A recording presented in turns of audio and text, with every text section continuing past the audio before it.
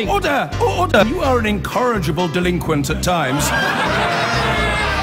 Behave yourself, man!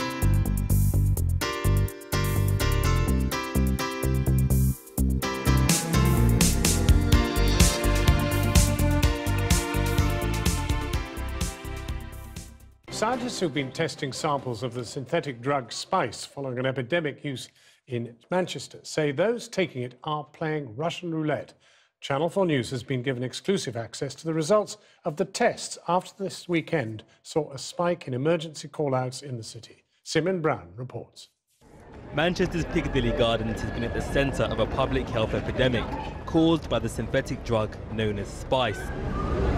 It's quiet at the moment, but just weeks ago emergency services had to deal with over 30 incidents in just 24 hours. Channel 4 News was given exclusive access to the test results of the drug collected the weekend caused spiked. It's a trace sample from a joint. It's the first time they've tested drugs that are directly linked to users who required hospital treatment. This sample actually contained about 6% of the synthetic cannabinoid, which was 5F-ADB. Is that a lot? It's about 3 times more than we're seeing currently. About 2% is the average in terms of potency, so this is about 3 times as potent than some of the previous samples we've seen. But it's not just the strength, it's the uncertainty too. Since these drugs were banned, the bags no longer say what's in them.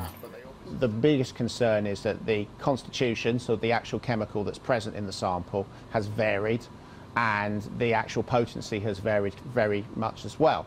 So you have this almost Russian roulette type of scenario where all the samples visually look identical, but inside you have no idea what's present. Channel 4 News can reveal that the strain they've tested were 3 times as potent than the same strain tested weeks earlier. But this strain of spice found in Manchester is not new. Scientists believe the strain known as 5F-ADB is particularly potent, and it was linked to 10 deaths in Japan 2 years ago. It's also been linked to deaths in America and in Germany. The World Health Organization says it's currently producing guidance on the topic and is reviewing the toxicity of specific cannabinoids to decide if they should be banned under the International Drug Control Convention.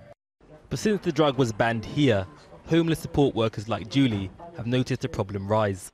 It doesn't surprise me because the more potent it is, the more likely it is for people to be addicted to it, and there'll be a shorter length of time between them being unconscious, waking up again and wanting some more. So I'd probably think that it would be to make their addiction to the point where they'll do literally anything to get hold of some spice.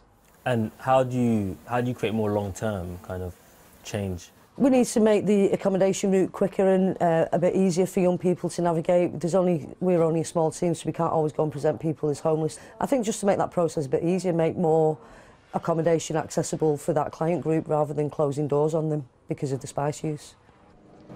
It's estimated there could be tens, even hundreds of thousands of different strains of these types of synthetic drugs, which means chemists are in a race against the criminal manufacturers.